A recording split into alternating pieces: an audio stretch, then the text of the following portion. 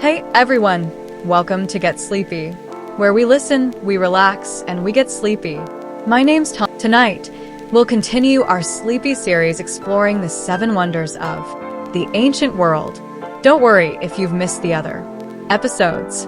You can listen to this one now and catch the other stories at another time. Tonight, we're heading to the Greek island of Rhodes in the 3rd century BC. There we'll see the Greek sun god Helios immortalized in bronze for all to see. We'll learn about the Colossus of Rhodes, the largest statue in the ancient world. Thanks so much to Joe for writing this amazing series, which I'm delighted to be able to read for you all. I'm learning new things with each episode one record, which is one of my favorite aspects of narrating stories for you all. Not only is it a joy to help people all over the world to sleep that bit better, and perhaps learn new things for yourselves, but so many of our stories feel like a really interesting lesson where I get to add little bits of information to my own bank of knowledge. So, hats off to our amazing writers for bringing these stories to life in an interesting and absorbing way, whilst maintaining such a soothing vibe with each script. Before we get to tonight's story, I just want to mention Get Sleepy Premium. There are lots of great perks that make Get Sleepy Premium the best way to experience the show, like listening, access to our entire catalog of stories, discount on merchandise, and, maybe best of all, a brand new bonus episode every single Thursday. Tomorrow night, Vanessa will be reading to us as we visit an idyllic and historic island just off the east coast of the United States, famous for its fishing heritage, spectacular sunsets, and a delicious 10-layer cake. To find out more about all the perks of being a Get Sleepy Premium member, just visit the link in the description. It would mean the world to have your support. Thank you so much. Music now, my friends. Let's take the time to relax and unwind. Relaxation before sleep. Find a comfortable position and close your eyes. I'd like you to bring awareness to your natural breath, observing the rhythm and sensations of the inhale and exhale. We'll stay with the breath for a couple of minutes, and I invite you to bring curiosity to this practice. If thoughts draw your attention, simply notice that you've drifted and return your awareness to the sensations of the breath. Observe how it feels to inhale and exhale. Perhaps it feels different in the nose, throat, chest, and belly. Notice the rhythm of your body rising and falling, and that moment of pause between the inhale and exhale. The breath can provide a sanctuary within the body. It's a safe place that you can retreat to at any time. If you're looking to reset or find peace and relaxation, tuning into the breath will help you get there. Now, there's nothing left for you to do but follow my voice. Allow the breath to fade into the background and continue on its own accord. As we travel to ancient Greece, this is where our story begins. A relaxing, sleepy story with wave sounds. Picture yourself aboard a great wooden ship. It bobs gently along the Mediterranean Sea, on lapis-colored waves that glisten with sunlight. You are seated within the ship's inner compartment, gazing out across endless frothy waves. The boat's 3 sails flap in the wind above you. Below you hear the oarsmen paddling in unison. The breeze whistles outside. It sounds as if the sea was speaking in whispers. The salty air flows in through the window openings. It's cool and refreshing for passengers. In the cabin, music. You are one of many travelers bound for Rhodes, the capital city on the island of the same name. To the Greeks, it's the home of the sun god Helios. It's named after his wife, the nymph Rhodos. This island of the sun is wealthy and powerful, due in large part to where it's located. It's roughly equidistant from the island of Crete and the southeast Greek mainland, and just miles away from what will later be known as Turkey. The harbor is located at the north end of the island, within the district of the capital city. It's the perfect spot for ships to stop on voyages between Greece and Asia Minor. Up until recently, it's been in the middle of warring nations, those involved in the wars of the successors. Battles have been fought across the past for decades after the death of Alexander the Great. In 323 BC, When Alexander passed away before naming an heir, his former generals began vying for power. This resulted in a war between three major factions. There was the Ptolemaic Empire in Egypt, the Seleucid Empire in Persia, and the Antigonid dynasty in Asia Minor. You've been chatting about the war with the man beside you, a friendly stranger whose name is Leandros. The traveling merchant is returning home to Rhodes and knows all there is to know about the history of the island. The Rhodians, he explains, remained neutral in the conflict, but had a friendly relationship with Ptolemy in Egypt. This worried Antigonus in Asia Minor, who feared what might happen if Rhodes aligned with his enemies. And so he resolved to lay siege to the island, sending a fleet across the sea in 305 BC. His son Demetrius led an army of 40,000 against a force of Rhodians only 7,000 strong. According to Leandros, Demetrius did all he could to break through the defenses that the islanders had built. But his men were pushed back each time they advanced, and they couldn't stop supply ships from reaching the Rhodians. Demetrius ordered the construction of enormous siege weapons, including one unlike anything seen before. The Helpless, as it was known, was an iron-plated siege tower and had 16 catapults built in place along its frame. Leandros is a man who appreciates engineering. His eyes light up as he describes the Helpless. It was 20 m wide and 40 m tall, and so heavy that it required 3 and 12,000 men working in relays to push it into place. He was only a boy at the time of the battle about 30 years ago before your visit today, but he remembers the sight of the massive iron tower. He'd never seen anything as large or magnificent, at least not until the massive bronze statue that was erected recently in 280 BC. The sun god Helios stands on a hill near the harbor. It's the tallest statue in the entire ancient world. As if by magic, you catch sight of it at the very moment Leandros mentions Helios's name. Your vessel skirts the coastline en route to the harbor, passing by the grassy hill bearing the massive sun god. Helios looks strong and powerful. He wears only a toga draped around his waist. He gathers the material in one hand, raising the other above his face, as if he's shielding his eyes from the glare of sunlight. On his head, he wears a solar crown. Spikes point outwards like rays of sunlight. In the light of day, his bronze surface twinkles, making him even more ethereal and godlike. It's the biggest statue that you've ever laid eyes on, as large and lifelike as you'd imagine a real god. Of course, you'd heard tales of its size and beauty, but somehow the statue is even better than you'd imagined. Leandros, of course, shares in your appreciation. Despite having seen it many times before, he never tires of watching the reactions of visitors, their expressions of awe when they first see the statue. The statue, he explains, was made after the siege, in part to commemorate victory in the war. Demetrius couldn't win, despite outnumbering the Rhodians, not even with equipment like the Helpless siege tower. When Ptolemy sent a relief force around a year into the battle, Demetrius knew that it was time to give up. He had no choice but to return to Asia Minor and make peace with the Rhodians. Once more, the islanders rejoiced as you'd guess. They might, especially when they saw the equipment left behind. They sold the catapults, the battering rams, and siege engines as scrap. They melted the iron plates that had covered the Helpless. In doing so, they amassed profits of 300 talents of silver. This was more than enough to commemorate their victory and to honor the god who'd protected them in the siege. You've come to the island to see the statue, like many other passengers with you on the boat. You can still glimpse it now as you approach the harbor. Helios on his hill is never far from sight. Your new friend, Leandros, offers to take you to the statue. He's going that way anyway to see his family. He'll tell you what he knows about its construction amidst the surroundings of his gorgeous island.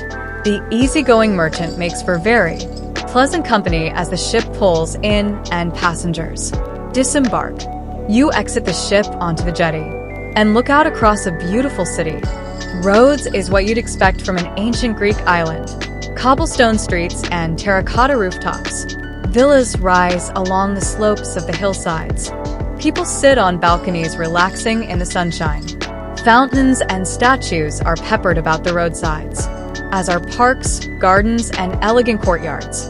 Neatly trimmed hedges, trees, and flowers add contrasting color against white and beige buildings. They are especially striking near the larger buildings, the temples, schools, bathhouse, and pavilions. These white marble buildings are full of sophistication, with pillars, elegant sculpting, and triangular gable roofs. And then there's Helios, overlooking the rooftops, a sparkling bronze giant, the patron of Rhodes.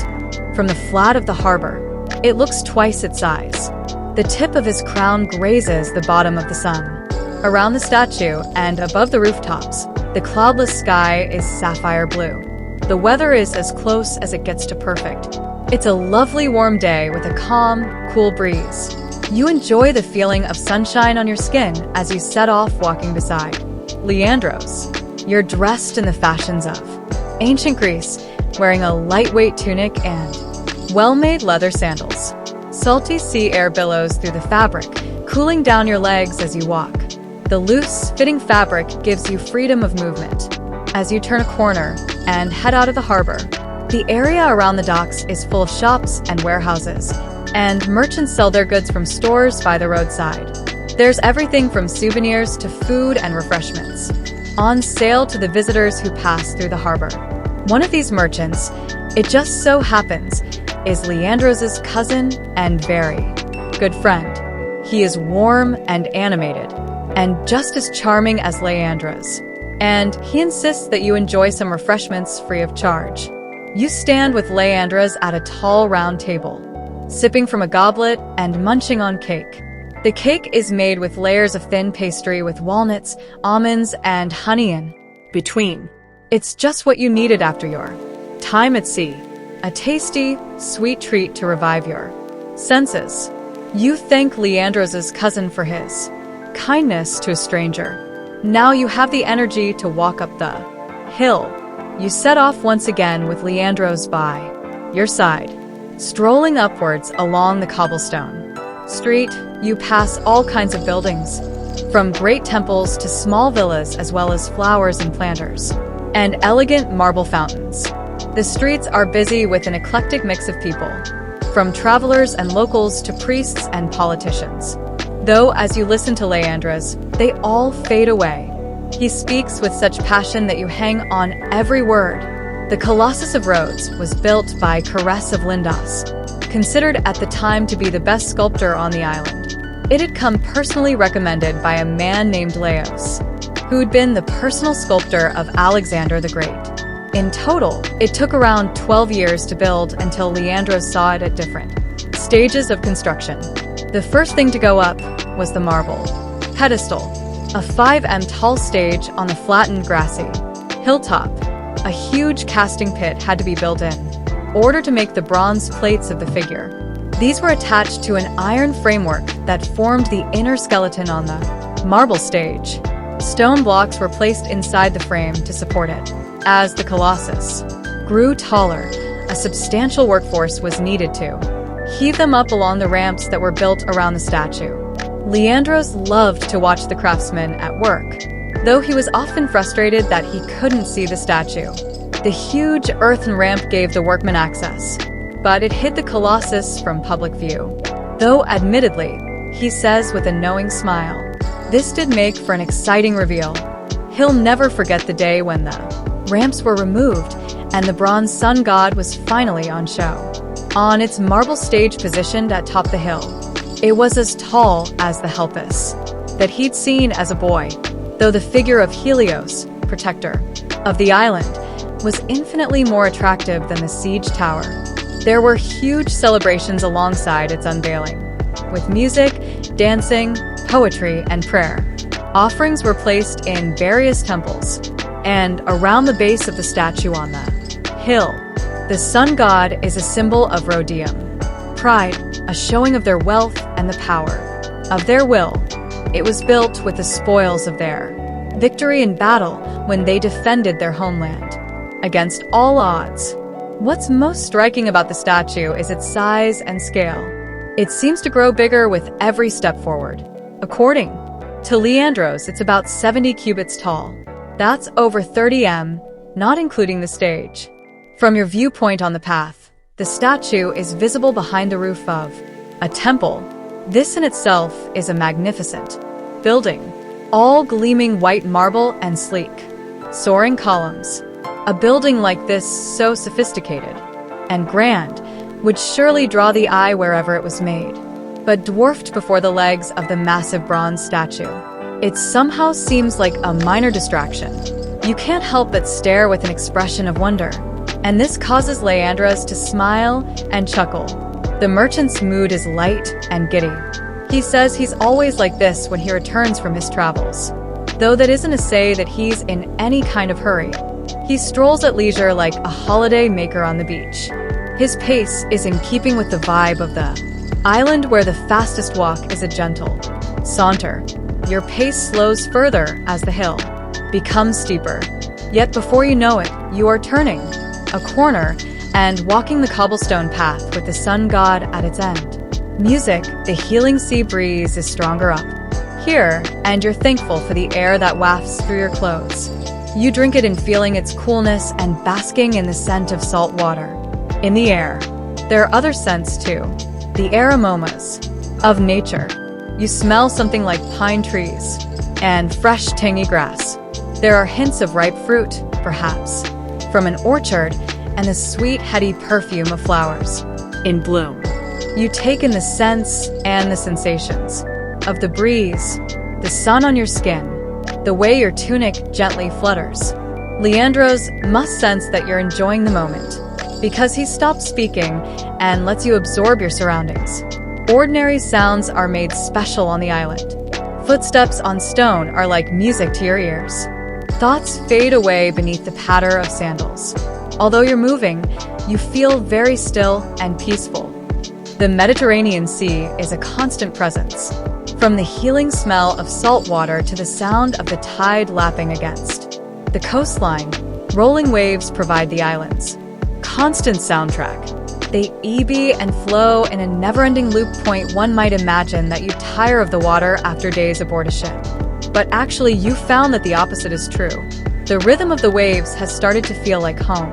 And who could ever tire of the sight of the water? Lapis-colored waves surround the island, shimmering gold beneath a veil of sunlight. Waves rise and fall in great frothy swells. They are ivory white against the dark blue water, where the tide rolls in, lapping over the sand. The water is rimmed in a thin layer of foam. A colony of seagulls paddles in shallow water. They're specks of bright white from high upon the hill.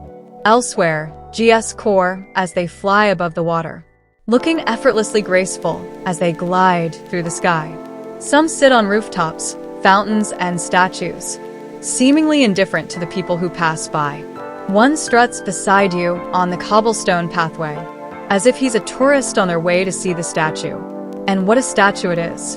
The giant sun god. Helios grows taller with each and every step. Ahead of you are other visitors, men and women dwarfed by the giant figure. The statue is so large that it's changed the Greek language. The word Colossus was invented to describe this very statue. It's the word that will be used thousands of years later for any person or object of immense size or power. What's more, the Rhodians are also known as Colossians, such as the impact of this enormous statue. It's changed the identity of the people on the island and the language they use to define themselves. The city has grown in wealth and reputation ever since the Colossus was unveiled to the public. It's become as much known for its culture as it was for its commerce. Schools have been erected around the city for science and philosophy, literature and rhetoric. Naturally, there's also a school of sculptors whose students will become known for their talent and flair. They'll develop their own style of carving, known as Hellenistic Baroque, that is rich and dramatic. No doubt many artists will be inspired by the statue, as well as the skill and ambition of Cars of Lindos. The giant bronze statue has changed the landscape of the island and altered the habits of the ancient Greeks. Until now, it's been far from common practice to travel for leisure and take sightseeing trips. But as word has spread about the huge bronze sun god, it has resulted in a form of early tourism. Those who can afford it have traveled to see it from distant realms far across the globe. Rhodes has benefited from an influx of wealthy explorers who've spent money on the island and bolstered the economy. Leandros has met some fascinating people here, even more than he's encountered on his travels as a merchant. It's been wonderful to learn more about foreign cultures and customs, to see tourists in unfamiliar fashions, to hear the music of far-flung places, and to taste exotic dishes in local eateries. Somehow the island has seemed more colorful, more alive, ever since the statue was revealed to the public. Roots is thriving like a flower in bloom, and Helios, the sun god, smiles down upon the people. This is what you're thinking as you approach the statue's base and gaze upwards, studying the great figure. The sun is so dazzling that you are forced to shield your eyes, mimicking the pose of the god above you. Leandros does the same as he stands beside you on the path, and you share a moment of unspoken admiration. When he breaks the silence, his voice is barely a whisper, as if not to disturb the otherworldly statue. He tells you that he'll leave you here to enjoy some solitude in the presence of the sun god. Leandros is going to go home and see his family. He's eager to greet them after his time away. He promises to return in a couple of hours, however, and bring you back as a guest in his home. He'll ask his wife to set an extra place at the table and to make up the spare bed for his new friend. You thank him kindly, exchanging fond farewells, before returning your gaze to the statue before you. The way the bronze glistens is nothing short of magic. It glitters and sparkles from feet to crown. You can't even imagine the size of the casting pits that cars would have needed to form the different parts, nor the skill or acumen, the precision and engineering needed to plan out such a project, let alone build it. The muscles of the sun god are so well defined that you almost expect him to move off the stand. The material at his waist is so creased and realistic. You wouldn't be surprised to see it flatter in the wind. It makes sense that such a monument will eventually be mentioned in Antipater of Sidon's famous poem about the seven wonders of the ancient world. That reference will cement its reputation and legacy throughout history. This poem won't be written until the 2nd century BCE, and by then the statue will no longer be standing. RHS's location between tectonic plates means that the island is prone to earthquakes. It's an earthquake that will topple the Colossus of Rhodes in 226 BC. Buildings will crumble around the great city and Helios will fall over, breaking away at the knees. Offers of foreign aid will flood in after the earthquake. From kingdoms far across the Mediterranean, the city will be rebuilt except for the Colossus, even despite offers to pay for its reconstruction. Earthquakes are believed to show the gods' displeasure, and so the Rohaians will worry that they've upset their patron. When the Oracle of Delelphi advises not to rebuild it, they resolve to leave it scattered on the hillside. Since the day Cars first unveiled the sun god to the public, it will only have stood intact for 54 years. This makes its legacy all the more impressive and speaks to the impact of this short-lived wonder. Pieces of the statue will remain on the hillside, peppered around the legs, still upright on the stage. And here they will stay for 8 centuries, as much a tourist attraction as they ever were. Crowds of visitors will travel to the hillside and gaze in awe at the fallen sun god. They'll meander across the grass between massive bronze pieces, studying close up the details of the statue. Contemporary accounts describe the ruins, including fingers longer than most statues are tall. Tourists are in the habit of wrapping their arms around his thumb, though all struggle to reach around it entirely. This will continue across different periods of history, throughout Greek civilization and far beyond. From 70 CE, Rhodes will be part of the Roman Empire, and under Bedtime rule a few hundred years later, The island will be occupied by the Umayyad Caliphate in 654 CE. Only then will the Colossus be melted and sold, like the leftover siege weapons used to finance its construction. What's truly remarkable about the Colossus of Rhodes is how its reputation will grow over millennia. So much so that by the 21st century,